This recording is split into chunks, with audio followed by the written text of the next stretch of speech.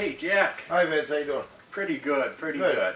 Hey, I gotta tell you, I've been really enjoying making these videos and stuff and putting them up there. It's been fun. And as I put them up there, I'll always look at the other guys up there. Yeah, me too. There's this one guy. He's hilarious. His name's Glendon.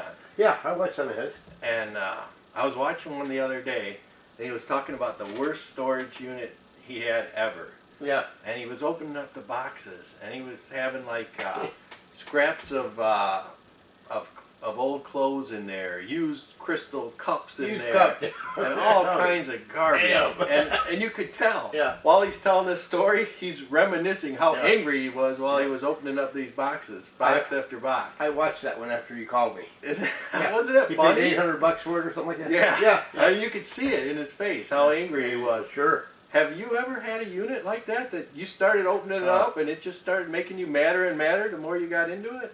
I like to call them piss a good humor man off the units. It's enough to, really get you mad. Yeah, it's disheartening because it's your money and your labor. Yeah, I did. I had one in Southern California, in Redlands, California. And as a matter of fact, I think that the guy that does the A&E storage bins, I think he did the sale that time. And I had three guys, a Jimmy, a Russell, and Eric. Blue, we call him Blue. And I'd buy the unit, they'd load it up in the truck, and we'd take it to, we were doing flea markets and swap meets. We were real young at the time. Okay. And they opened up this one unit, and I'll never forget it as long as I live. All boxes, 100, 150, maybe, I can't remember exactly. Wow, so you're probably doing your formula on 100 boxes, what, $3 a box or something? Yeah, I was using $3 in. I probably would have went more because on the side it said antiques, collectibles, fragile, and they were real neat. They'd only been taped once. Oh, so the boxes were labeled. Oh, let me tell you something. I just like Glendon had said, they look like a perfect unit. And I bid $350 in the boxes. You couldn't see nothing but boxes taped. Okay. And after we paid for it, we went in there and I opened up the first box and newspapers. Newspapers? Just newspapers. Like the old ones from No, maybe a year or two old, something like that. I don't remember exactly, but they were only a year or two old. They were just newspapers. Stacked newspapers? Real neatly in these boxes and taped. So those boxes had to weigh a ton. The first one I opened it said antiques. I opened it up and it was all paper. So I threw the paper, the box to the side, and I opened up another one and newspapers. Oh no. And I'm thinking, these can't all be newspapers. So pretty soon, I am using vile language, Finally, Russell said, hey, he said, Jack, he says, get the hell out of here. He said, leave us alone. He says, that's enough of that. I was upset. I was really mad. That was the guy that was in your part of your crew? Yeah, he was one of my best friends.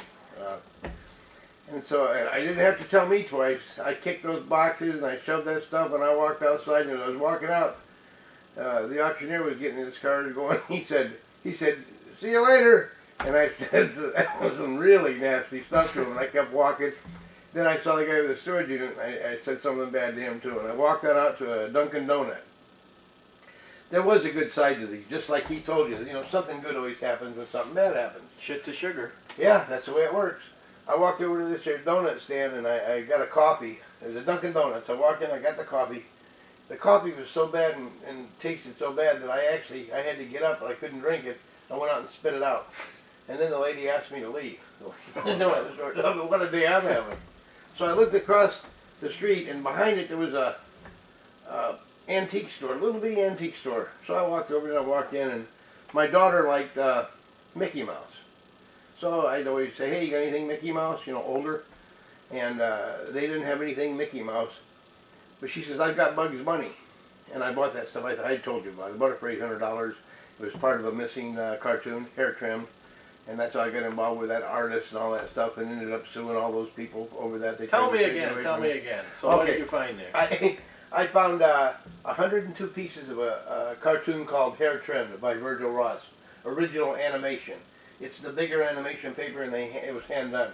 And it was in sequence. When you flipped it, it showed Yosemite Sam getting hit by Bugs Bunny, who puts a brick inside the glove and slaps Yosemite Sam with a brick in the glove. And this is at the antique store?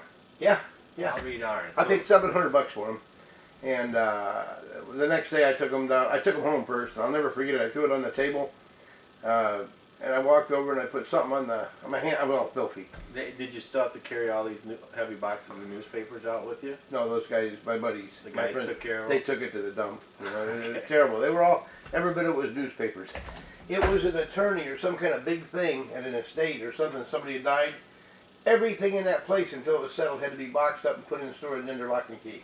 So he collected old newspapers, maybe recycled them or something? They had been in a big 2-car garage that he had, and he had stacked them up in there, and by law they had to box everything up. That was the agreement between all the years. Everything was to be boxed up, and that was part of it. What I didn't know is there was 9 or 10 other storage units, 10 by 20s that they had rented full of good stuff, that went up for auction the next month, and I didn't want to go back. I was so mad, and I blew it by not going back.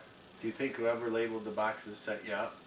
Well, I was wondering if maybe you wonder about that stuff a lot. You know, you really do. Like in that video, he found out that lady actually used those parts for something. They were actually Scrapbooking. Yeah, it was really good to her. Well, in this case, I don't know what the paper was good for, but I got to thinking about this.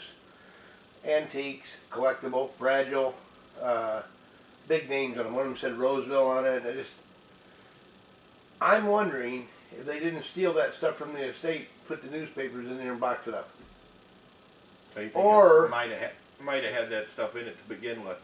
I don't think the auctioneer set me up, but I'll tell you what, the managers at those storage bins, I mean, they can get pretty constructive. But anyway, that's my experience, so I understand how he feels. That look on his face, I remember that look. Yeah, that It's was not fun.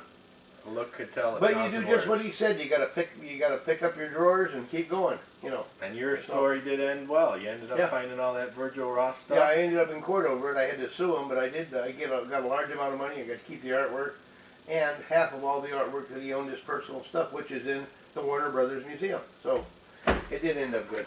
So it happens to the best of us. You gotta keep your spirits up. Over and over and over again if you're not careful. But hey, Glendon, keep up the good videos. You inspire us all. And, that was good. That was good. That was great. That wasn't good. That was great.